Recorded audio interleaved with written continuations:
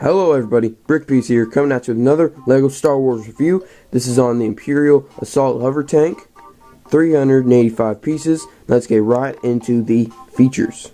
First off, we're going to look at the opening cockpit hatches. So first one is this front one, which gives you access to the front pilot seat, and then the top hatch opens as well, just to give you some more space. Pilot in there, and as you can see, he has his two little red 1x1 tiles representing control panels. Here, I'll just close it back up for you. So this hatch goes like this, and this one goes like that. Now on the front here, this is supposed to represent a hatch that opens up in the real vehicle. It doesn't actually. This black disc here is supposed to represent open space.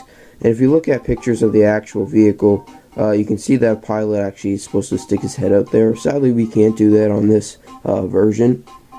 And then up at the top here, we can see this other, the top hatch actually represents another hatch here.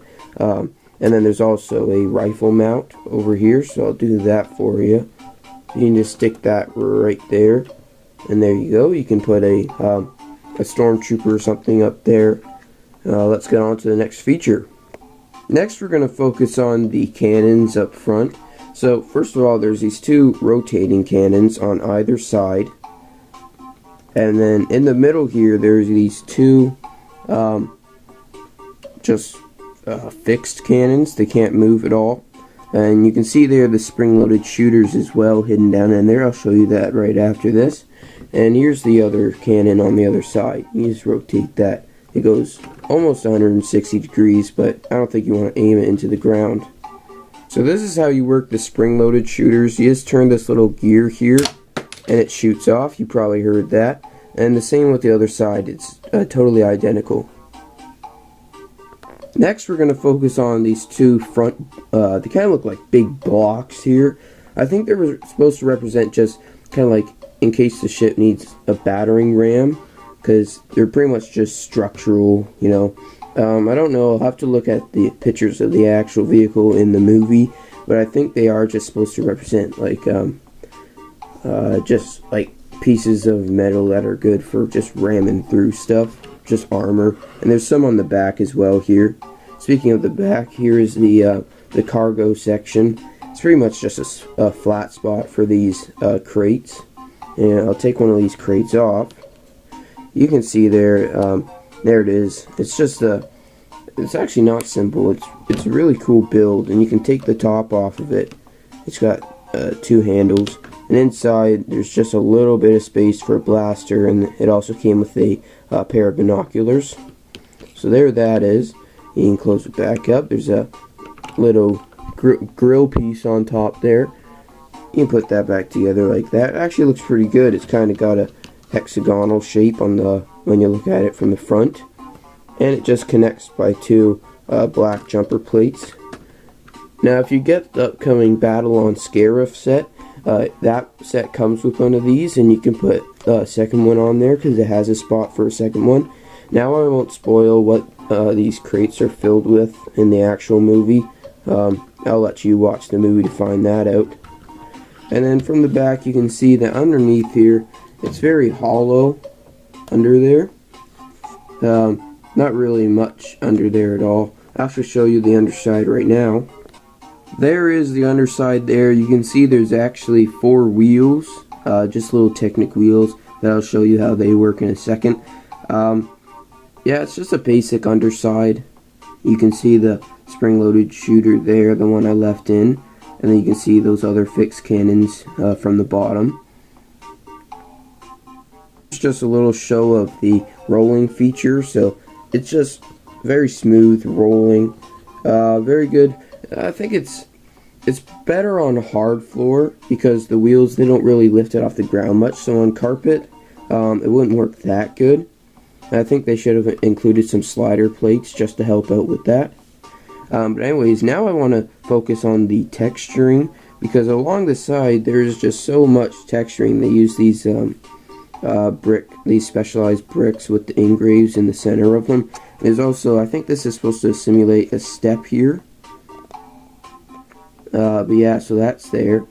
And then down on the bottom as well, there's some 1x2 cheese slope there, and then there's a long black tile and some grill pieces there. So there's that.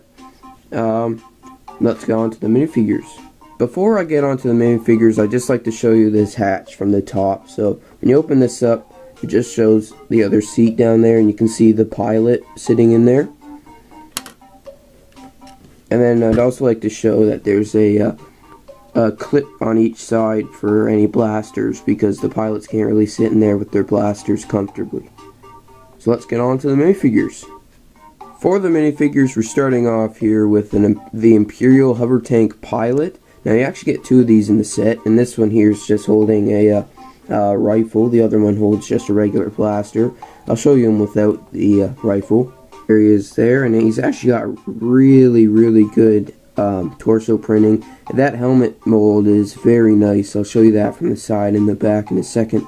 But you can see he's got nice leg printing as well. Like with all Stormtrooper or Imperial troops, they use the angry clone face, which is kind of out of style now, I guess. And here's a view of that helmet. Very nice helmet. I think this might be the same mold as the Shore Troopers. There it is from the side. It's kind of got some armor up at the top. There's the back printing for you. Very nice. Let's go on to the final minifigure. This, everyone, is Chirrut Inway, a character from Rogue One. He's actually a Force user. I'll take off his weapons right now, and I'll show you them separately. There he is. He's got this fabric robe on, just dark red and black going all the way around him. And he's got this kind of strapping going around him, this white strapping. And I'm not sure, I'd have to see the movie again, but I think that is supposed to represent clone armor, kinda. Just like clone armor, bandoliers and such. He's also got just some devices hanging off of him. And then for the rest of him, he's just wearing a robe. You can see his eyes are white, and that is because in the movie he is blind. He uses the Force to see. And he's got a short haircut. I'll show you him from the back now. Now you can see that on his back he does have a clip piece. That's for holding either of his weapons. And you can't really see anything from the back with that on, so I'll take that off. There's his back printing there. You can kind of see more of that strapping, but it's supposed to represent there's a robe going over it, so you can't see most of the strapping. And there's his second-sided face as well. Here are his weapons. He's got his staff and his bowcaster. His bowcaster is a really nice build. They use a newer piece for connecting those two golden tooth pieces. Very nice. It's connected to just a regular blaster. And then his staff is made up of two charcoal kinda lightsaber pieces, and then two 3 studs long bar pieces in brown. And I'm glad that they didn't just use a brown 6 stud long staff like Gandalf's. That's all for now. Hope you enjoyed. Hope you enjoyed this Brick Beast review.